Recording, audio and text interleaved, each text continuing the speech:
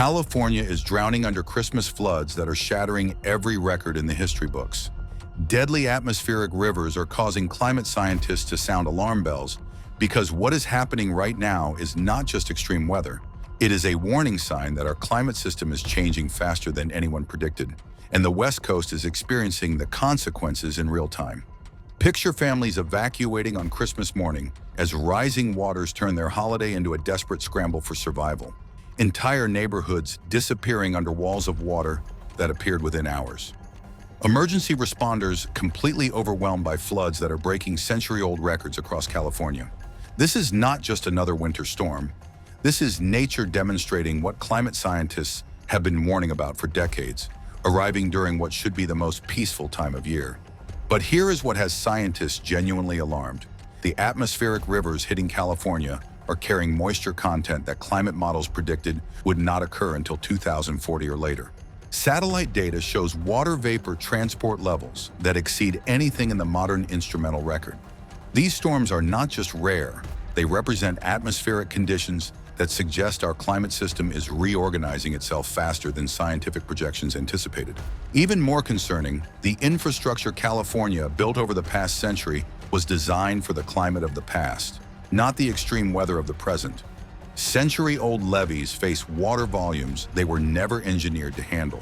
Flood control systems designed in the 1950s are overwhelmed by rainfall intensities that engineers never imagined possible. The Christmas floods are not just destroying homes, they are exposing how unprepared our infrastructure is for the climate reality we now face. Are we watching California experience a one-time disaster? Or is this flooding a preview of the new normal that climate change is delivering decades ahead of schedule? December 23rd, 3:47 a.m. Pacific Standard Time.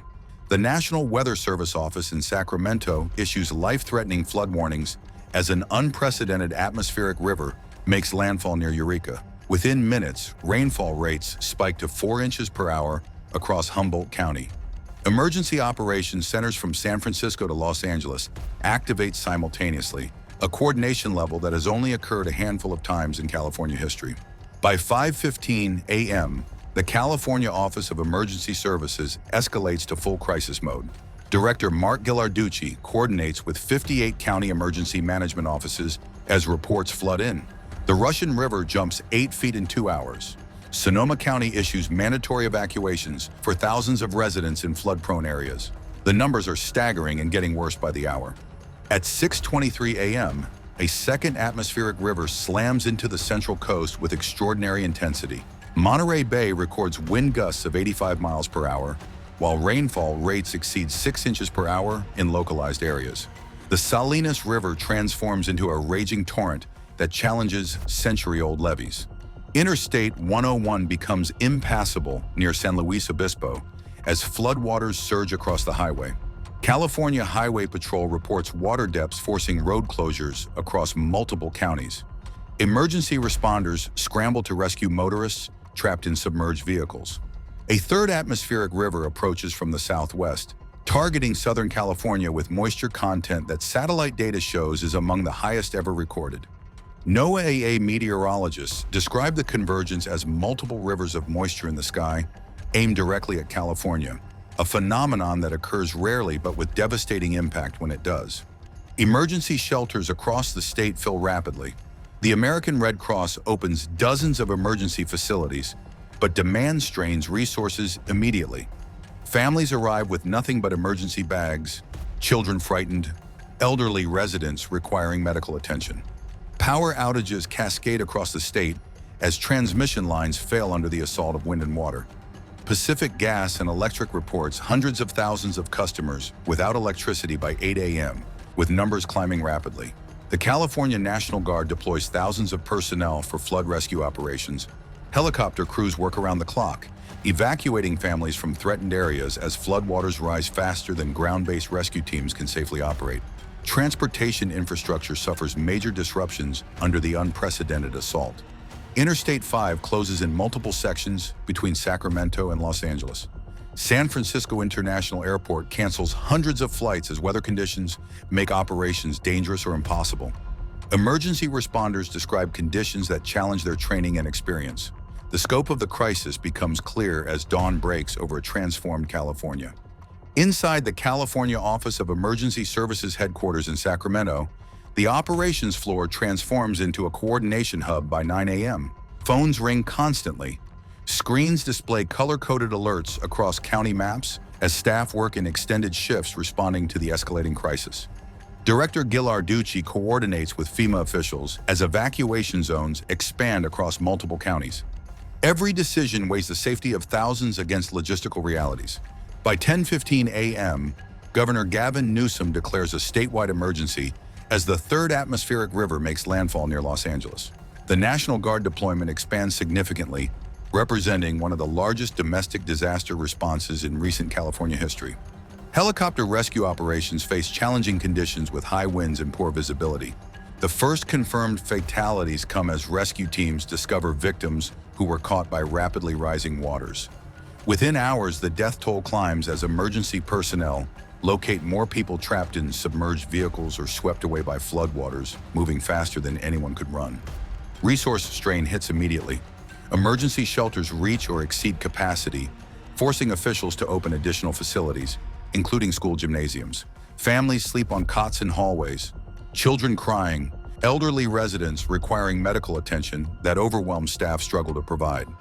The logistics of mass evacuation grow more complicated by the hour. In Marin County, thousands of residents receive mandatory evacuation orders, but some roads leading to safety are already impassable. Traffic jams stretch for miles as families flee rising waters. Communication systems strain under the emergency load. Cell tower failures affect multiple counties as infrastructure becomes damaged or loses power. Emergency radio networks work overtime as first responders coordinate rescues in dangerous conditions. Power grid failures cascade across Northern California. Pacific Gas and Electric reports hundreds of thousands of customers without electricity by noon, with repair crews unable to reach damaged infrastructure due to flooding. Hospitals switch to backup generators, monitoring fuel supplies carefully. Agricultural losses mount dramatically. The Central Valley faces severe flooding that destroys hundreds of millions of dollars in crops within the first day. Dairy and livestock operations evacuate animals, but many farms suffer significant losses to the relentless water. Interstate 5 remains closed in major sections from Redding to Los Angeles, creating massive transportation challenges. Bay Area airports cancel hundreds of flights combined as weather and runway conditions make operations impossible. Emergency responders describe a crisis that tests their resources and training. The scope of the disaster becomes undeniable as afternoon arrives. At NOAA's Climate Prediction Center, meteorologists analyze satellite data that pushes the boundaries of their atmospheric models. Teams review moisture content readings that rank among the most extreme in the satellite era. The atmospheric rivers converging over California are carrying water vapor equivalent to multiple Mississippi rivers flowing through the sky. Integrated water vapor transport measurements exceed 1,000 kilograms per meter per second, levels that occur rarely and create extreme precipitation when they make landfall. The atmospheric rivers are exhibiting unusual persistence, maintaining intensity longer than typical systems. Dr. Marty Ralph at UC San Diego Center for Western Weather and Water Extremes analyzes the storm structure with professional concern. The atmospheric rivers are demonstrating characteristics at the extreme end of atmospheric physics predictions. Temperature profiles reveal a significant anomaly. The storms are carrying unusually warm, moisture-rich air from tropical latitudes directly to California with minimal cooling. Sea surface temperatures along the storm track measure several degrees Celsius above historical averages. NOAA research aircraft penetrate the atmospheric rivers to gather direct measurements. Flight meteorologists report moisture content at the high end of instrument capabilities. Satellite imagery reveals the large-scale atmospheric pattern. The jet stream has buckled into an extreme configuration, funneling Pacific moisture directly into California. Climate scientists describe it as a blocking pattern potentially persisting for days. International climate research centers share concern about the observations. The European Center for Medium-Range Weather Forecasts notes that while models captured the general pattern, intensity exceeded forecasts. These storms represent conditions at the extreme end of current variability. Climate research institutions convene urgent discussions as researchers grapple with data challenging assumptions about pace of change. Dr. Kevin Trenberth at the National Center for Atmospheric Research emphasizes that while individual extreme events always involve natural variability, background conditions have shifted due to climate change, loading the dice toward more intense extremes. Dr. Jennifer Francis at the Woodwell Climate Research Center points to research showing that Arctic warming is affecting jet stream patterns, potentially allowing atmospheric rivers to achieve greater intensity and persistence. The physics are clear. Warmer oceans evaporate more water, warmer air holds more moisture, and changes in atmospheric circulation patterns can focus that moisture into extreme events. Other scientists emphasize the complexity of attributing any single event to climate change. Dr. Richard Seeger at Columbia University notes that natural variability in Pacific Ocean patterns, including El Niño conditions and Pacific decadal oscillation phases, can create extreme atmospheric river activity independent of long-term trends. But the broader context tells a compelling story. Pacific Ocean temperatures have reached record levels. Sea surface temperatures measuring several degrees above the 20th century average load the atmosphere with moisture exceeding most historical observations. Dr. Michael Mann at Penn State University analyzes the global pattern connections. The jet stream disruption affecting California is linked to extreme weather across the northern hemisphere. Europe faces significant winter flooding, while the Arctic experiences temperatures dramatically above normal. The same fundamental mechanisms, altered atmospheric circulation in a warming climate, connect these seemingly disparate events.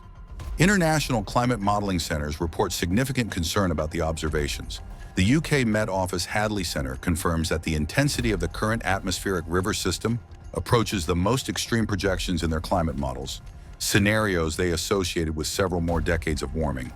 As scientific discussions continue, several conclusions emerge with clarity.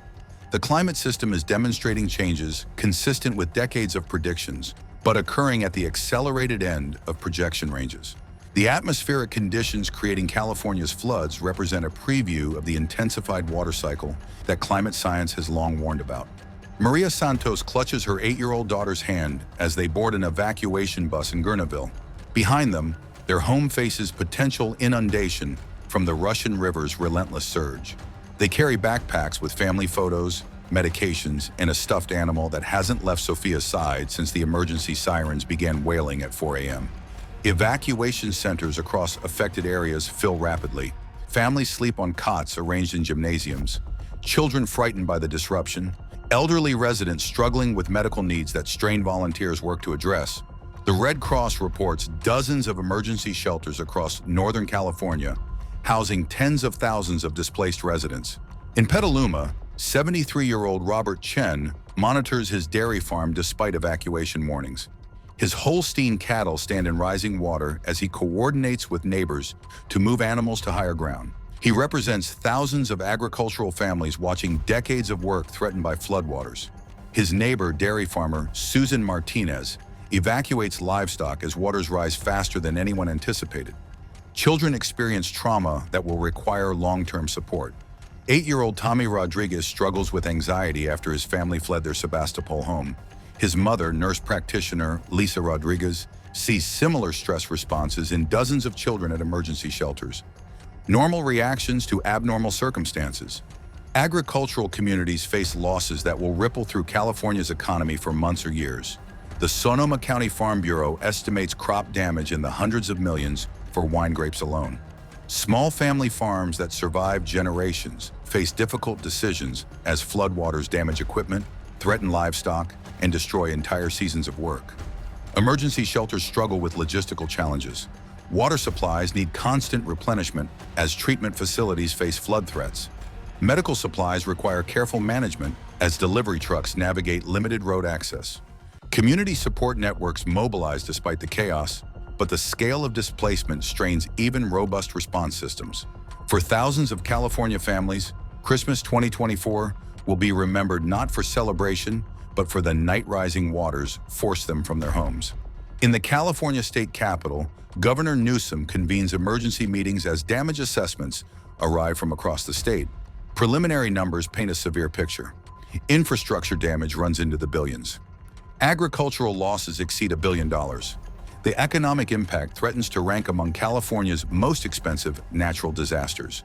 FEMA Administrator Deanne Criswell arrives in Sacramento within 24 hours of the federal disaster declaration request.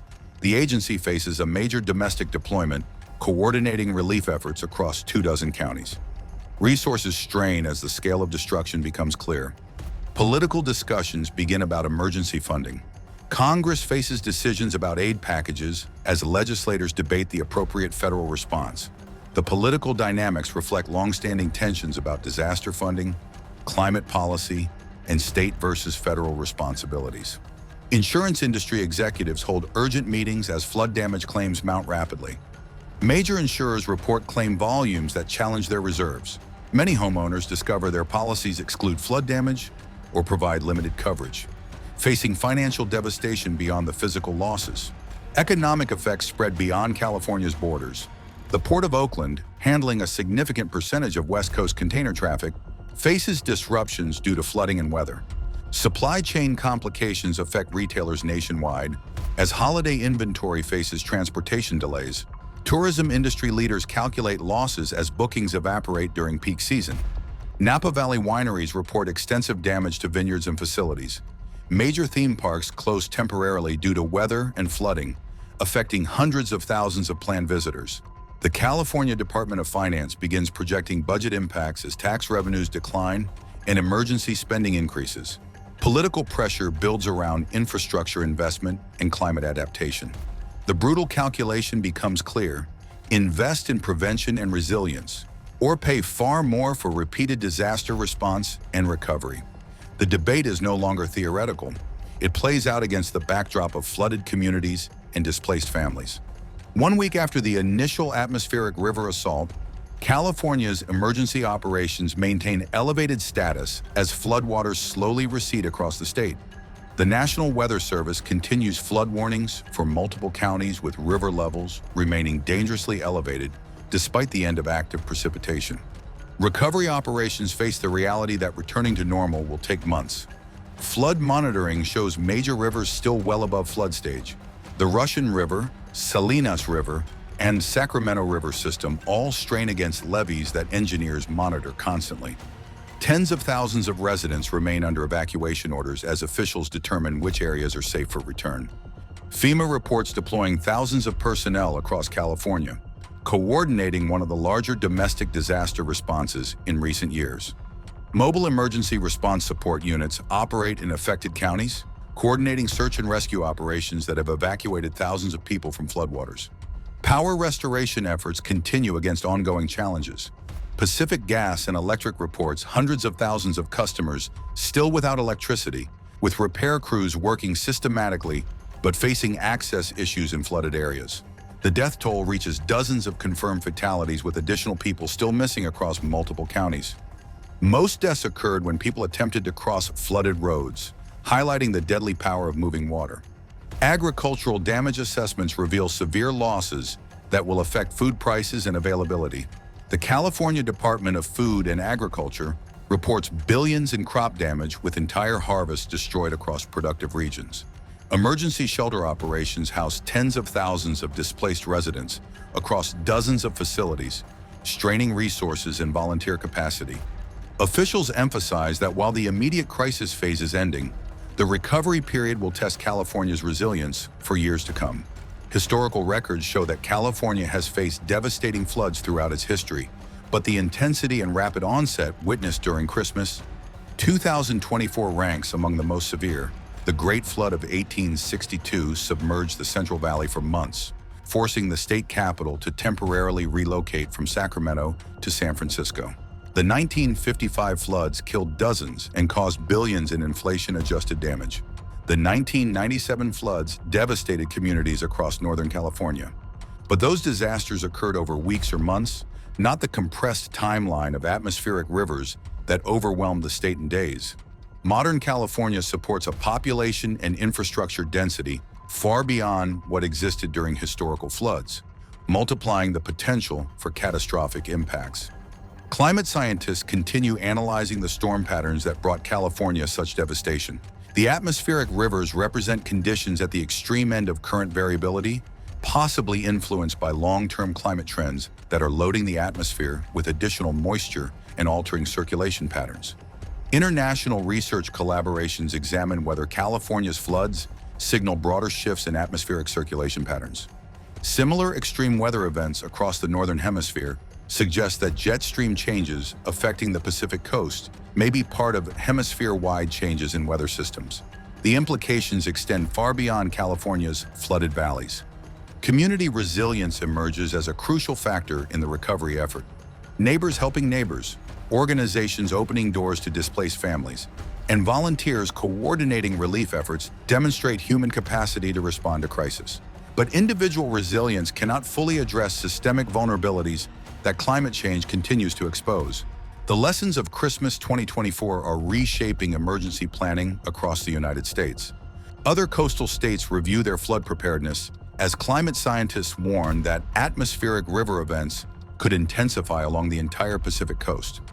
The question is no longer whether extreme weather will test other regions, but when and how severely. California's recovery will take years, but the state's response to unprecedented flooding provides lessons for climate adaptation nationwide. Enhanced early warning systems, improved evacuation procedures, and community preparedness programs offer hope that future disasters can be managed more effectively. Yet fundamental questions about climate change acceleration remain active areas of research. The atmospheric conditions that created California's Christmas floods challenge scientific understanding of how quickly extreme events are intensifying. As communities rebuild and scientists analyze the data, one conclusion becomes clear. The climate crisis is no longer exclusively a future threat. It is a present reality demanding immediate and sustained response. The floods have receded, but the questions they raised about our changing climate and our preparedness for that change continue to demand answers.